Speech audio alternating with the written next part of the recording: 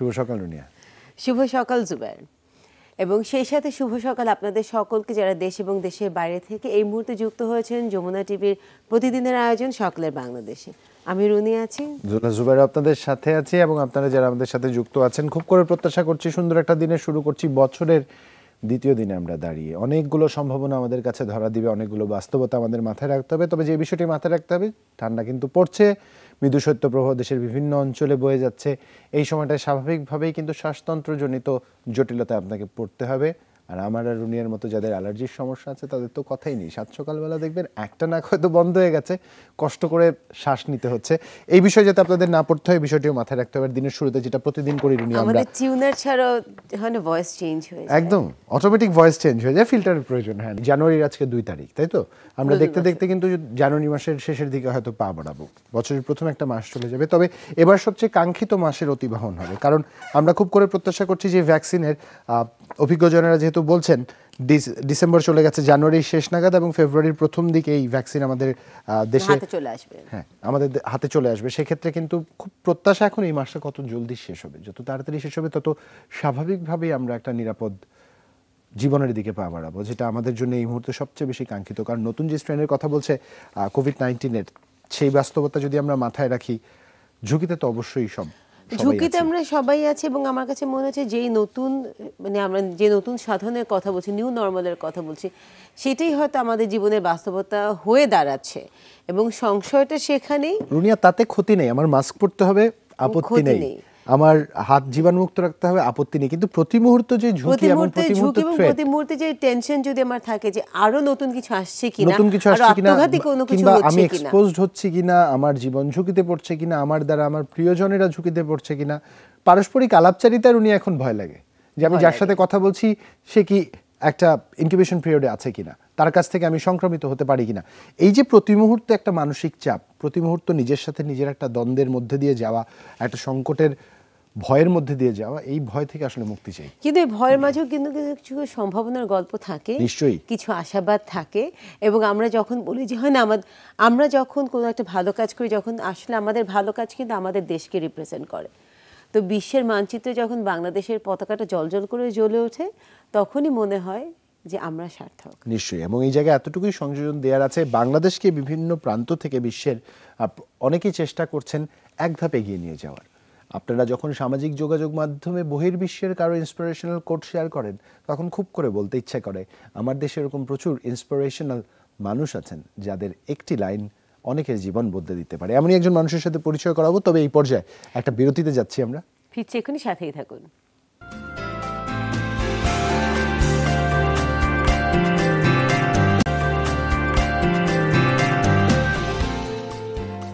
বিরতির পর আরো একবার স্বাগত। দেখছেন সকালের বাংলাদেশ, জুলহা জুবাইর সাথেই আছি, সাথে আছে আমি রুনিয়া। আমরা কথা বলছিলাম ইন্সপিরেশনের, আমরা কথা বলছিলাম দেশকে এগিয়ে নিয়ে যাওয়ার, এবং আমরা কথা বলছিলাম যে এরকম আমাদের বিশ্বের মানচিত্রে অনেকেই আছে যারা বাংলাদেশের পতাকাটাকে উজ্জ্বল করেছে, প্রথম ধাপ নিয়েছে, এগিয়ে নিয়ে গেছে অনেকটুকু। সেরকমই একজনের কথা আজকে না বললেই নয়। রন্ধন শিল্পে বিশ্ববিখ্যাত যুক্তরাষ্ট্র প্রবাসী বাংলাদেশি নাজিম খান পেয়েছেন সর্বোচ্চ স্বীকৃতি world chef certified executive chef বা রন্ধন শিল্প গুরু খেতাব। সারা বিশ্বে যোগ্যতাটি অর্জন করেছেন মাত্র 650 মানুষ, এবং যদি আমরা যুক্তরাষ্ট্রের দিকে তাকাই, সেখানে এই যোগ্যতা অর্জন করেছেন 70 জন। তো এরকম একজন ব্যক্তিত্ব যিনি আজকে আমাদের সাথে যুক্ত আছেন, মানে প্রাউডলি প্রেজেন্টিং আমাদের আজকের অতিথি রুনিয়া, যার কথা এতক্ষণ ধরে বলছিলেন, নাজিম খান। নাজিম খান, শুভ সকাল, এবং সেই সাথে আমন্ত্রণ সকালের বাংলাদেশে। শুভ সকাল সবাইকে। শুভ সকাল। যদি ছোট্ট করে জানতে চাই, সকালটা আসলে কিভাবে শুরু করেন? সকালটা আমি কিভাবে শুরু করি? এখন তো রাত্রি। সকালটা আমি শুরু করি সাধারণত কফি মেক করে। এক কাপ কফি আমার খুব ইম্পর্টেন্ট। অবশ্যই মুখ ধুয়ে, হাত মুখ ধুয়ে তারপরে কফি, তারপরে ড্রেস আপ করা, কাজে যাওয়া। প্রথম কাজে প্রথমে ইমেল চেক করা, যে কি কি প্রোটোকল আছে ওগুলা চেক করা, দেখা, প্রোডাকশন লাইন দেখা, তারপরে কাজে ব্যস্ত হওয়া। নাজিম খান, আসলে যে বিষয়টি রুনিয়া এতক্ষণ ধরে বলছিল বা রুনিয়া পরিচয় করিয়ে দিতে চাচ্ছিল, সেই বাস্তবতা হচ্ছে একমাত্র বাংলাদেশি হিসাবে এই খেতাব আপনার অর্জন করা কেমন লাগছে জিজ্ঞেস করতে চাই না, কারণ তা হয়তো ভাষায় প্রকাশ করা সম্ভব না। একটু জানতে চাই, এই যে বিরল এক অর্জনের পথে হাঁটি হাঁটি পা পা করে এগিয়েছেন, কত বছরের অভিজ্ঞতা এবং এই সংকল্পটা কি করে দেখেছিলেন, এই স্বপ্নটা কি করে দেখেছিলেন যে হ্যাঁ আমি এই পেশায় যেতে চাই, আমি এই পেশার সাথে সম্পৃক্ত হতে চাই, আমি এমন কিছু বেছে নিতে চাই জীবনে? সুন্দর একটা প্রশ্ন। আসলে সার্টিফাইড মাস্টার শেফ হলো শেফদের একদম লাস্ট স্টপেজ আর কি। তো আমি যখন প্রথম কুক হিসেবে চাকরি করি নিউ ইয়র্ক ম্যারিয়ট মার্কিতে, তখন আমার যে গুরু শেফ জর্জ ম্যাকনিল, তার নামের পাশে ছোট্ট করে সিএমসি লেখা ছিল। তো আমি তাকে জিজ্ঞেস করলাম যে শেফ তোমার নামের পাশে সিএমসি জিনিসটা কি? তখন সে আমাকে বলে এটা অর্থ হলো সার্টিফাইড মাস্টার শেফ। তখন অতটা গভীরতা বুঝি নাই। তো দীর্ঘ 25 বছর এই লাইনে থাকার পরে আসলে সার্টিফাইড মাস্টার শেফ নেওয়ার আগে যে পদক্ষেপগুলো করতে হয় সেগুলো আপনাকে এডুকেট করতে হয়, ফাউন্ডেশন রেডি করতে হয়, তারপর যে কোনো দেশের কুলিনারি ফেডারেশনের আন্ডারে সার্টিফাইড এক্সিকিউটিভ শেফ হতে হয়। তো ওই সার্টিফিকেশন গুলো হওয়ার পরে, যেটা কিনা আমি 2007 থেকে certified executive chef from American culinary federation, তো ওইগুলো হওয়ার পরে তারপরে আপনি সার্টিফাইড মাস্টার শেফের যোগ্যতা রাখবেন মানে অ্যাপ্লাই করার জন্য। তো ইট টেকস অলমোস্ট 9 মান্থ আপনার পুরো অ্যাপ্লিকেশনটা প্রসেস করতে, কিন্তু ভেরি ইন্টেন্স। আপনার life experience, work experience, community relationships, menu engineering থেকে শুরু করে নিউট্রিশন ফ্যাক্ট অ্যানালিসিস, আপনার প্রোডাকশনস কিভাবে স্মুথ হবে, HACCP certifications, all those things plays a part to become a certified master chef. Nazim Khan, আপনার সাথে এখানে এই যে মাস্টার শেফের পুরো প্রসেসটা তো বুঝলাম, কিন্তু তার সাথে আরেকটু জিনিস জানতে চাই, সেটা হচ্ছে যে আমি যদি আপনার প্রোফাইল দেখি সেখানে কিন্তু আমরা জানি যে আপনি প্ল্যান্ট বেসড প্রোটিন যেটা, সেই ডিশের উপর আপনার এক্সপার্টিস আছে, এবং তার পাশাপাশি কিন্তু আপনি ফুড অ্যাজ এ মেডিসিন এইটাকেও কিন্তু আপনি প্রমোট করার চেষ্টা করছেন। তো এই দুইটা জায়গায় বাংলাদেশের কতটা প্রভাব আমরা দেখতে পাবো? আচ্ছা, তো প্রথমে ফুড ওয়ার্ক অ্যাজ এ মেডিসিনে আসি, কারণ আমি তো এখন ব্রাইন হেলথ মেডিকেল সেন্টারের এক্সিকিউটিভ শেফ। তো এইখানে আমাদের 5000 এমপ্লয়ি আছে এবং সাথে আমাদের 900 বেড টোটাল 3টা ক্যাম্পাসে। তো এই যে পেশেন্টস গুলো আছে আপনার হার্টের পেশেন্টস অথবা আপনার এই ধরেন ক্যান্সার রোগী, সার্ভাইভাল এরকম আছে, এদের জন্য বিভিন্ন রকম ক্লাস প্রোগ্রাম, নিউট্রিশনাল ফুডগুলা কিভাবে খাইলে এরা রোগ প্রতিরোধ করতে পারে এবং আরো দীর্ঘজীবী হতে পারে। তো এইগুলার দায়িত্ব এবং আপনার পেশেন্টসদের যে মিলগুলা থাকে এগুলার ব্যাপারে আমার পুরোপুরি নলেজ থাকতে হয়।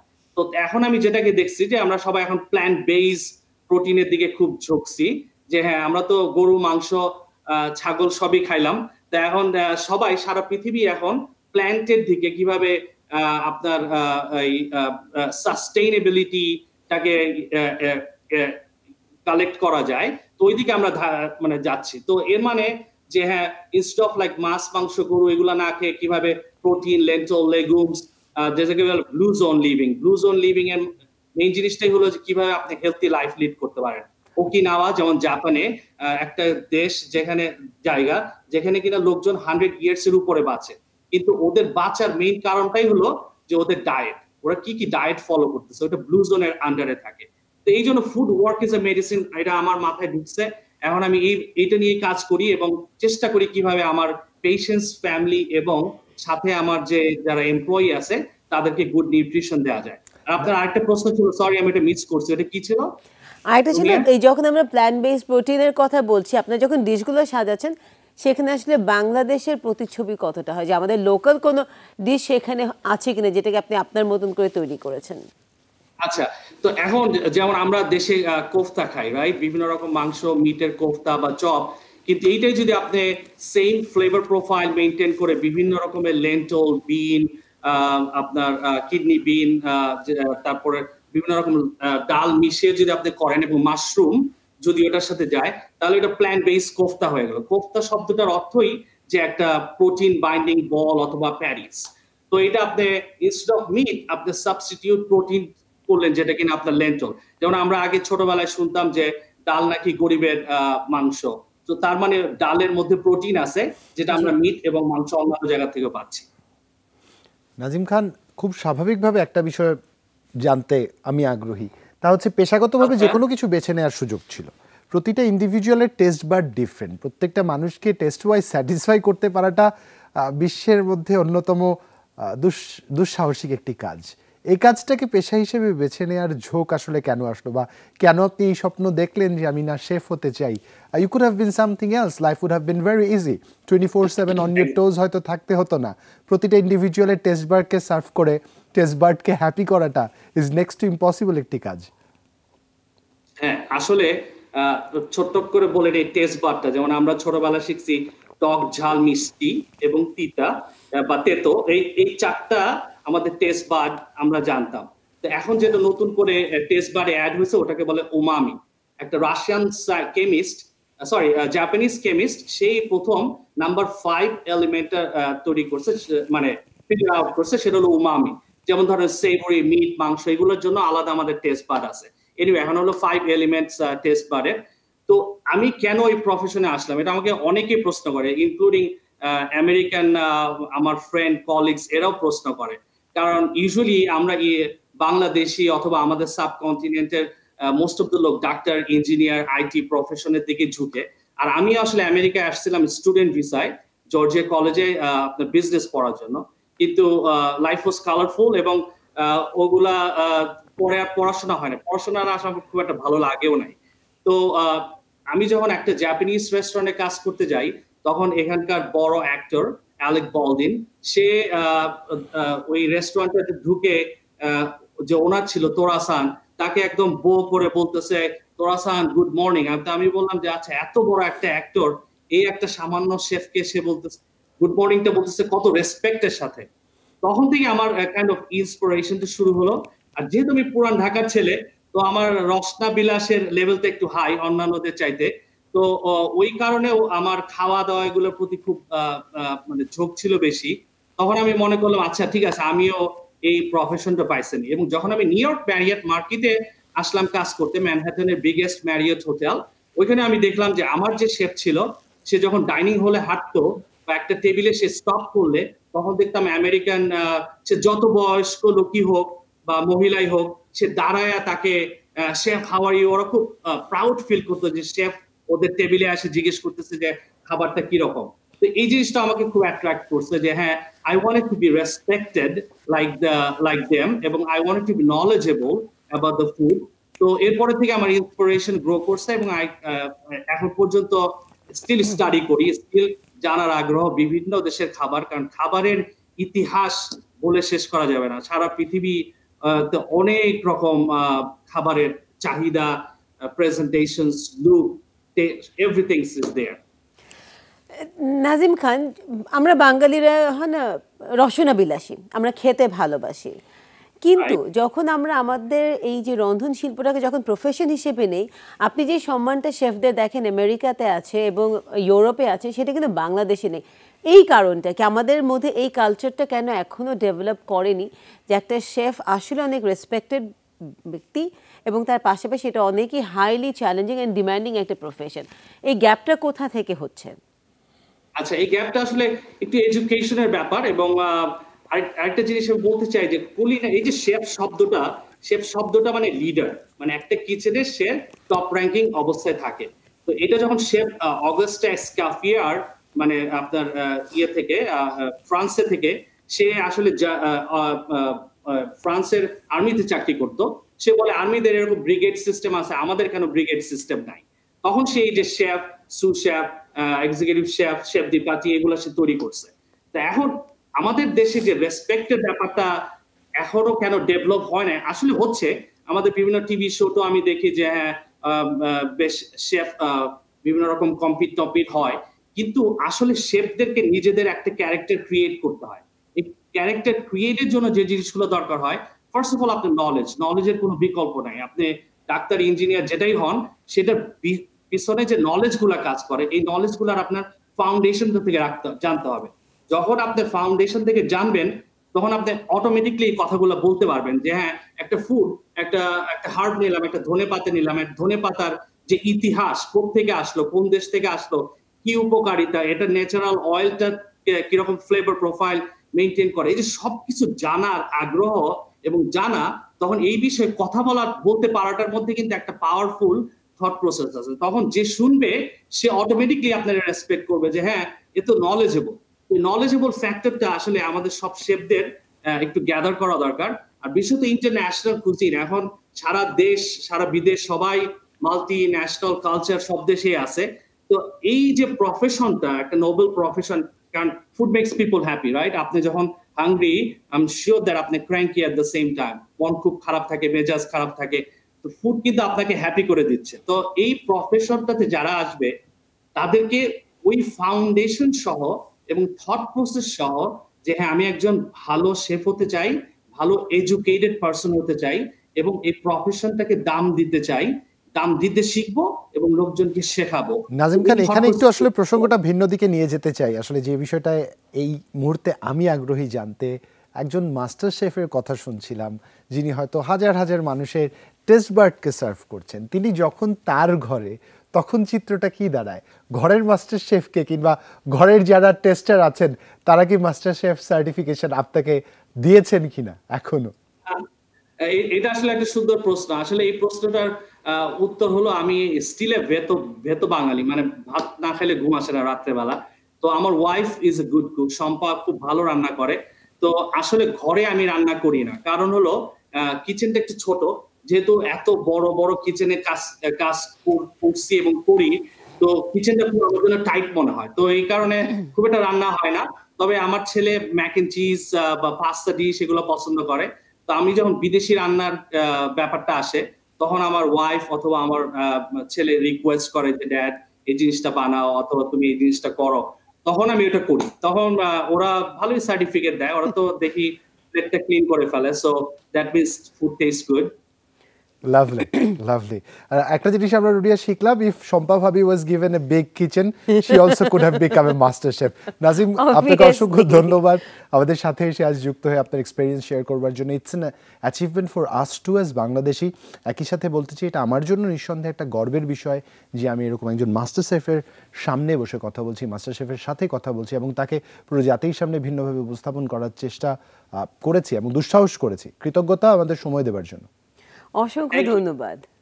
এবং আমার সৌভাগ্য ছিল যে আমি আসলে তার সাথে পাশাপাশি দাঁড়িয়ে রান্নার শো করতে পেরেছি। তাতে তো লাভ হইলো না কিছু, জীবনে তো কোনো প্রভাব পড়লো না রুনিয়া, কোনো তো পরিবর্তন দেখলাম না।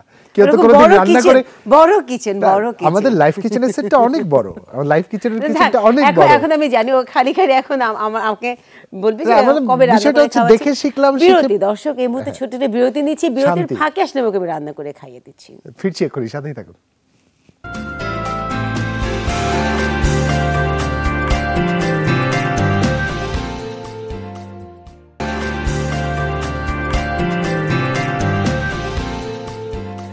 বিরতির পর সকলে বাংলাদেশে স্বাগতম। জুবায়ের আছে, রুনি আছে, সাথে আছে পত্রিকার পাতাগুলো। জুবায়ের, যদি শুরু করে দিই যুগান্তর, স্বাভাবিকভাবে যুগান্তর দিয়ে শুরু করব। যুগান্তরের প্রথম পাতা আমার সামনে এই মুহূর্তে আছে, যেখানে হাস্যোজ্জ্বল আমরা শিশুদের দেখতে পাচ্ছি নতুন বছরের বই নিয়ে উচ্ছ্বসিত। তারা সরিষা ক্ষেতের মাছ দিয়ে বইগুলো উঁচু করে হেঁটে যাচ্ছে। এই ছবির মধ্যে একটা অন্যরকম আনন্দ আছে। নীল হলুদের যে ইটা কালার কম্বো, একদমই তার পাশেই হচ্ছে স্কুলে স্কুলে আনন্দ, শিক্ষার্থীদের পাঠ্য বই বিতরণ শুরু। তার নিচে লাল কালিতে বড় করে শিরোনাম, করোনায় সুরক্ষায় স্বাস্থ্যবিধিতে গুরুত্ব আরোপ, আবারও মাস্ক কেলেঙ্কারি, 10 দিনে স্থলে 2 মাস পর মাস্ক সরবরাহ, কার্টন প্রতি বক্স ও মাস্কের সংখ্যা ছিল কম, পরিদর্শনকালে অসঙ্গতি পেয়েছে স্টোর অফিসার সিএমএসডি। সেই সাথে কিশোরদের নিয়ে গড়ে উঠেছে অপরাধ সাম্রাজ্য, পাড়ায় মহল্লায় অপরাধ ধারাবাহিক প্রতিবেদনের প্রথমটি আজ। 17 বছরে ঢাকায় 120 খুন, আসামি 4 শতাধিক, অপরাধ সাম্রাজ্যে শিগগিরই বড় অভিযান, আইনের খসড়া চূড়ান্ত, প্রধানমন্ত্রী সমান সুবিধা চান নির্বাচন কমিশনাররা। লালকালিতে আশা জায়গা নিয়ে প্রতিবেদন, ফাইজারের টিকার অনুমোদন দিল বিশ্ব স্বাস্থ্য সংস্থা, ভারতের অক্সফোর্ডের টিকার বিশেষজ্ঞ কমিটির সায়। অক্সফোর্ড অ্যাস্ট্রাজেনেকার এই টিকায় 3 কোটি ডোজ কিনতে সেরাম ইনস্টিটিউটের সঙ্গে বাংলাদেশের চুক্তি। সেই সাথে টেকনাফে ছাত্রলীগ নেতাকে গুলি করে হত্যা, নতুন বছরে নতুন যুগে ব্রিটেন। শেষ পাতায় চলে যেতে চাই আমরা। ব্রেক্সিট জানি, ব্রেক্সিট থেকে বেরিয়ে এসছে ব্রিটেন, সেই প্রসঙ্গে এখানে প্রতিবেদন। শেষ পাতায় নতুন বছরে সরকারের নজর অর্থ সংগ্রহে, ব্যয় বাড়ছে বিপরীতে কমছে আয়ের সংখ্যা, বৈদেশিক উৎসে জোর দিতে হবে বিশেষজ্ঞদের মন্তব্য। দেশের অর্থনীতি ভালো অবস্থানে, অর্থমন্ত্রীর বরাদ দিয়ে এটি শেষ পাতায় ছেপেছে যুগান্তর। এবং আতশবাজির ঝলকে রঙিন রাতের আকাশ, ইংরেজি নববর্ষ বরণ, এই ছিল আমার কাছে। ধন্যবাদ জুবাইর তোমাকে। আমার হাতে আছে সমকাল। সমকাল থেকে যে খবরগুলো আপনাদেরকে পড়ে শোনাতে চাই। নতুন হাওয়ায় রাজনীতি, আওয়ামী লীগের মূল লক্ষ্য অনুপ্রবেশ মুক্ত দল এবং তার পাশাপাশি বিএনপি চ্যালেঞ্জ দলীয় বিরোধ নিষ্পত্তি। পাশে হাস্যজ্জ্বল দুটি শিশুর ছবি দেখা যাচ্ছে, তারা নতুন বই নিয়ে ছবিটি তুলেছে। তার সাথে যে খবরগুলো উঠে এসেছে, যেহেতু শিক্ষা ব্যবস্থা নিয়ে কথা বলছিলাম, শনাক্ত হচ্ছেন জালিয়াত শিক্ষকরা। এবং তার সাথে আরেকটি খবর আছে, সেটা হচ্ছে গাছ দান বাক্স কিছুই ছাড়েননি সাখাওয়াত। বিকেটিটিসি এর সাবেক এই অধ্যক্ষর বিরুদ্ধে অনিয়ম দুর্নীতির নানা অভিযোগ। এবং তার সাথে যে খবর আছে সেটা হচ্ছে অক্সফোর্ডের টিকা অনুমোদন ভারতেও, ফাইজার বিশ্ব স্বাস্থ্য সংস্থার ছাড়পত্র। এবং যদি শেষের পাতায় চলে যাই, সেখানে যে খবরগুলো উঠে এসেছে তার মধ্যে হচ্ছে নতুন বছরে দেশ এগিয়ে যাবে সমৃদ্ধির পথে বলেছেন ওবায়দুল কাদের। এবং গণ অভ্যুত্থানে সরকারের পতন ঘটাতে হবে বলেছেন মির্জা ফখরুল। বাস প্রাইভেট কার সংঘর্ষে 3 বোন সহ 4 প্রাণহানি। এটি হচ্ছে নরসিংদীর এই ঘটনা ছাড়াও বিভিন্ন স্থানে 7 জন নিহত এই সড়ক দুর্ঘটনার খবর তারা দিয়েছে। এই ছিল আমার হাতে সমকাল থেকে কিছু খবর। ধন্যবাদ রুনিয়াকে। দৈনিক ইত্তেফাকের একটি সংখ্যা আমার হাতে আছে। প্রথম পাতায় যেই ছবিটি ছাপা হয়েছে, যুগান্তরের একই ধারাবাহিকতার ছবি দেখেছেন উনি। আমরা এই ছবিটি অনেকদিন ধরে প্রত্যাশা, জীবনে এরকম আবার প্রাণ চাঞ্চল্য ফিরে পাক, আমাদের শিশুরা এরকম হাসি খুশিভাবে তাদের বিদ্যালয়ে আবার দৌড়ে বেড়াবার সুযোগ পায়, এই দিনের প্রত্যাশায় আছি। তবে এখানে প্রসঙ্গ ভিন্ন, তাদের পরিবর্তিত নতুন নয়া বাস্তবতায়, নয়া স্বাভাবিকতায় তাদের ছবিগুলো দেখতে পাচ্ছি। তাদের প্রত্যেকের হাতে বই, তার নিচেই লাল করে শিরোনাম নতুন বই হাতে উৎফুল্ল শিশুরা। তার পাশেই বড় শিরোনাম গণতান্ত্রিক বিশ্বে যুক্তরাষ্ট্রের নেতৃত্ব হুমকিতে, কংগ্রেসে বাইডেনের জয় ঠেকাতে তৎপর রিপাবলিকানরা, 6 জানুয়ারি বিক্ষোভ সমাবেশ, বিশৃঙ্খলার আশঙ্কা। সেই সাথে 5 মাসে সঞ্চয়পত্র বিক্রি বেড়েছে 3.5 গুণ, বার্ষিক লক্ষ্যমাত্রায় পুরো ঋণ 5 মাসেই। চট্টগ্রামে ধারালো অস্ত্রের ব্যবহার বাড়ছে, 6 মাসে ছুরিকাঘাতে 15 খুন। নরসিংদীতে বাস প্রাইভেট কার সংঘর্ষে 3 বোন সহ নিহত 4, অন্যান্য স্থানে সড়ক দুর্ঘটনায় নিহত আরও 5। টেকনাফে যুবলীগ নেতাকে গুলি করে হত্যা, বাবা মাকে মামলার সাক্ষী হয়, ঘরে ঢুকে মেয়েকে মারধর। বাবা মা মামলার সাক্ষী হয়, ঘরে ঢুকে মেয়েকে মারধর। শেষ পাতায় চলে যেতে চাই অন্যান্য প্রসঙ্গের সাথে। পিএসসির সুপারিশের 14 মাস পরেও নিয়োগ হয়নি, জাতীয় পার্টি জেপির 35তম প্রতিষ্ঠা বার্ষিকী উদযাপন। 159 বছর পর 8 ঘন্টা ডিউটিতে রেলের সিগন্যাল কর্মীরা। সারা দেশে গতকাল থেকে নতুন নিয়মে দায়িত্ব পালন শুরু। আশা নিরাশার দোলাচলে এবারের বইমেলা, মৃত্যু 20-এর নিচে, শনাক্ত 1000-এরও কম। নতুন বছরে ইতিবাচক ধারায় ফিরবে রাজনীতি, ওবায়দুল কাদেরের মন্তব্য। রংপুরে গৃহবধূকে দলবদ্ধ ধর্ষণের অভিযোগে 4 ধর্ষক গ্রেফতার। দখল দূষণে বিপন্ন কর্ণফুলী। এই ছিল আমার কাছে রুনিয়া। ধন্যবাদ জুবাইরকে। আমার হাতে আছে the daily star. Daily star থেকে যে খবরগুলো পড়ে শোনাচ্ছি, তার মধ্যে প্রথমে যেটা পড়তে চাই সেটা হচ্ছে farmers in 2020 hit hard yet resilient. They say trouble never come alone. এবং এই বছর the first their cyclone Amphan which damaged crops worth 6.72 billion, yet they take the turn and they're just doing fantastic. তার পাশে যে খবরগুলো আছে সেগুলো হচ্ছে plight of migrant workers, moment of despair, times of uncertainty, India okays Oxford vaccine, হু grants emergency validation of Pfizer biotech shots, students get free textbooks। এবং শেষের পাতে যে খবরগুলো আছে তার মধ্যে UK enters new era, exit EU single market। এই ছিল আমার হাতে দ্য ডেইলি স্টার থেকে কিছু খবর।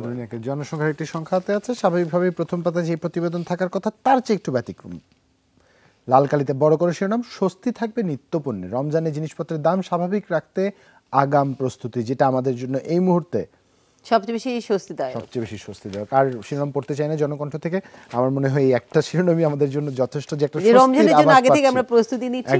আর এই মুহূর্তে প্রস্তুতি নিচ্ছি ছোট্ট একটা বিরতির জন্য, কারণ বিরতির পর আরো বেশ কিছু আয়োজন আছে। ফিরছি এক্ষুনি, সাথেই থাকুন।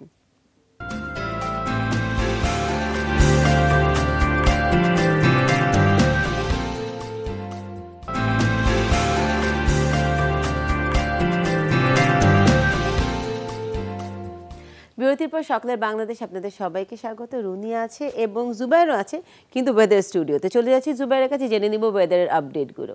স্বাভাবিকভাবে যে বিষয়টি খুব সত্যি হয়ে দাঁড়ায় তা হচ্ছে রুনি, একটা বিষয় কিন্তু আমাদের মাথায় রাখতে হবে যে যে যাই বলুক না কেন, আমরা যদি একটু মজার ছলেও দেখি তবে দিনের কিন্তু সর্বনিম্ন তাপমাত্রা থাকে আমাদের বাড়ির ডিপ ফ্রিজের ভিতরে এবং সর্বোচ্চ তাপমাত্রা থাকে ঠিক চুলোর উপরে। তবে বাস্তবতার প্রেক্ষাপটটা কিন্তু একটু ভিন্ন।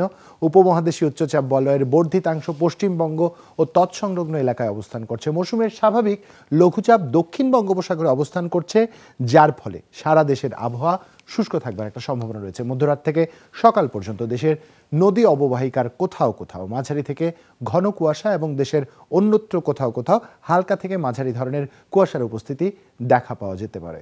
সারা দেশে রাত এবং দিনের তাপমাত্রা প্রায় অপরিবর্তিত থাকবার সম্ভাবনা রয়েছে। এবার একটু গতকালকের সর্বোচ্চ তাপমাত্রার দিকে চোখ রাখতে চাই, যা ছিল সীতাকুণ্ডে 29.5 ডিগ্রি সেলসিয়াস। দুঃখিত, তেঁতুলিয়া দেখাচ্ছে এখানে 29.5 ডিগ্রি সেলসিয়াস এবং সর্বনিম্ন তাপমাত্রা ছিল তেঁতুলিয়াতে 29.5, সর্বোচ্চ তাপমাত্রা তেঁতুলিয়াতে 7.6 ডিগ্রি সেলসিয়াস। একটু এদিক ওদিক হয়ে গেছে। আগামীকাল সূর্যোদয়ের সম্ভাবনা রয়েছে 6:42 এবং সূর্য আজ অস্ত যাবে 5:24। ঢাকার সর্বোচ্চ তাপমাত্রা থাকবার সম্ভাবনা রয়েছে 27.4 ডিগ্রি সেলসিয়াস এবং সর্বনিম্ন 14.4 ডিগ্রি সেলসিয়াস। মাঝে মাঝে প্রযুক্তিগত ভুল হতেই পারে। চট্টগ্রামের সর্বোচ্চ তাপমাত্রা আজ দেখতে পাচ্ছি 26.6 ডিগ্রি সেলসিয়াস এবং সর্বনিম্ন 14 ডিগ্রি সেলসিয়াস। পরবর্তী বিভাগ আমার হাতে রয়েছে সিল্কনগরী, রাজশাহী, যেখানে সর্বোচ্চ 25.6 ডিগ্রি সেলসিয়াস সম্ভাব্যতা জানানো হচ্ছে এবং সর্বনিম্ন 11.6। 25 থেকে 11 পার্থক্যটা খেয়াল রাখতে হবে, প্রায় 14 ডিগ্রি সেলসিয়াস, প্রায় না, পূর্ণাঙ্গভাবে 14 ডিগ্রি সেলসিয়াসের একটা তাপমাত্রার পার্থক্য। স্বাভাবিকভাবে যা কিন্তু রিয়েল ফিল বা অনুভূত তাপমাত্রার ক্ষেত্রে আরও 2-3 ডিগ্রি সেন্টিগ্রেড কম অনুভূত হবে। সেক্ষেত্রে 11টা হয়তো 7-8 হয়ে ধরা দিবে, আর যেখানে 7 আছে বুঝতেই পারছেন। পরবর্তী বিভাগ আমার হাতে রয়েছে রংপুর, সর্বোচ্চ তাপমাত্রা দেখতে পাচ্ছি 26.3 এবং সর্বনিম্ন 11.8 ডিগ্রি সেলসিয়াস। ময়মনসিংহের দিকে চোখ রাখলে দেখব সর্বোচ্চ 27 ডিগ্রি সেলসিয়াস তাপমাত্রা থাকবার সম্ভাব্যতার কথা জানিয়েছে আবহাওয়ার অধিদপ্তরের পক্ষ থেকে এবং সর্বনিম্ন তাপমাত্রা 10.4 ডিগ্রি সেলসিয়াস। পরবর্তী বিভাগ আমার হাতে রয়েছে খুলনা, যেখানে সর্বোচ্চ 26 ডিগ্রি সেলসিয়াস এবং সর্বনিম্ন তাপমাত্রা 12 ডিগ্রি সেলসিয়াস জানানো হচ্ছে। পরবর্তী বিভাগ বরিশাল, যেখানে সর্বোচ্চ তাপমাত্রা 26.6 ডিগ্রি সেলসিয়াস এবং সর্বনিম্ন 10.5। এক্ষেত্রেও কিন্তু একই বিষয়, 16 ডিগ্রি সেলসিয়াস 16.1 ডিগ্রি সেলসিয়াসের একটা পার্থক্য আমরা দেখছি। বাস্তবিকভাবে রিয়েল ফিলে তা কিন্তু আরও 2-3 ডিগ্রি সেন্টিগ্রেড কম অনুভূত হবে। প্রিয়নগরী সিলেটের দিকে চোখ রাখতে চাই, যেখানে সর্বোচ্চ তাপমাত্রা 28.2 ডিগ্রি সেলসিয়াস এবং সর্বনিম্ন তাপমাত্রা 13.2 ডিগ্রি সেলসিয়াস। এই বিষয়গুলো মাথায় রাখতে হবে, তারতম্য পার্থক্যগুলো এবং সর্বোচ্চ এবং সর্বনিম্ন তাপমাত্রার যে গোলযোগ আমরা দেখলাম, সেই গোলযোগ আবহাওয়াজনিত কারণে হতেই পারে, প্রযুক্তিগত কারণে হতেই পারে, তা সম্পূর্ণভাবে আপনাদের সিদ্ধান্তের উপর নির্ভর করছে। সর্বোচ্চ কিন্তু সীতাকুণ্ডে, যদিও ভুল করে আমি তেঁতুলিয়া বলেছি, সীতাকুণ্ডের বিষয়টি মাথায় রাখতে হবে। আর এই মুহূর্তে এই ছিল আমার কাছে ওয়েদারের আপডেট। চলে যেতে সেই রুনিয়ার কাছে। রুনিয়া, অসংখ্য ধন্যবাদ জুবাইর। যেহেতু তেঁতুলিয়া এবং আমরা সীতাকুণ্ডে মিলিয়ে ফেলেছি, আসলে বাংলাদেশের জেলা শহরগুলো আমাদেরকে খুব ভালো করে জানা দরকার, তাহলে আমরা বুঝতে পারবো এলাকাটা কিভাবে শুরু হয়েছে এবং সেই এলাকার ইতিহাস কি এবং সেটাতে আসলে কী কী দেখতে যাওয়ার মতন আছে। ঠিক তারই ধারাবাহিকতায় আজ থেকে আমরা যেটা শুরু করতে চাচ্ছি সেটা হচ্ছে আপনাদেরকে প্রত্যেকটা দিন একটা করে নতুন জেলা পরিচিত করব। বরগুনা আজকে আমাদের জেলা। বরগুনা বাংলাদেশের দক্ষিণাঞ্চলের জেলা, বরিশাল বিভাগের একটি জেলা। 1969 সালে বরগুনা পটুয়াখালী জেলার অধীনে একটি মহকুমা হিসেবে যাত্রা শুরু করে। 1984 সালে দেশের প্রায় সকল মহকুমাকে জেলায় উন্নীত করা হলে বরগুনা জেলায় পরিণত হয়। বরগুনা নামের ইতিহাসে সুনির্দিষ্ট কোনো তথ্য পাওয়া যায় না। ধারণা করা হয় উত্তরাঞ্চলের কাঠ ব্যবসায়ীদের কারণেই এই নামকরণ করা হয়েছে। ব্যবসায়ীরা কাঠ নেওয়ার সময় খরস্রোতা খাগদন নদী অতিক্রম করতে হতো। অনুকূল প্রবাহের জন্য ব্যবসায়ীদেরকে চলার পথে অপেক্ষা করতে হতো বলে সেই স্থানের নাম হয় গোনা, বড় গোনা। আবার স্রোতের বিপরীতে গুণ টেনে নৌকা অতিক্রম করা হতো বলে এই স্থানের নামকরণ করা হয় বরগুনা। আবার বরগুনা নামে কোনো প্রতাপশালী রাখাইন অধিবাসীও নাম অনুসারেও বরগুনা জেলার নামকরণ করা হয়েছে বলে মনে করা হয়। এই জেলার আকর্ষণীয় স্থানসমূহের মধ্যে অন্যতম মোঘল আমলে স্থাপিত বেতাগী বিবির চিনি মসজিদ, তালতলির বৌদ্ধ মন্দির ও বৌদ্ধ একাডেমি, পাথরঘাটা, হরিণঘাটা, লালদিয়া সমুদ্র সৈকত, তার সাথে আছে সোনাকাটা সমুদ্র সৈকত ও সোনাকাটা ইকো পার্ক ও ফাতরার বন।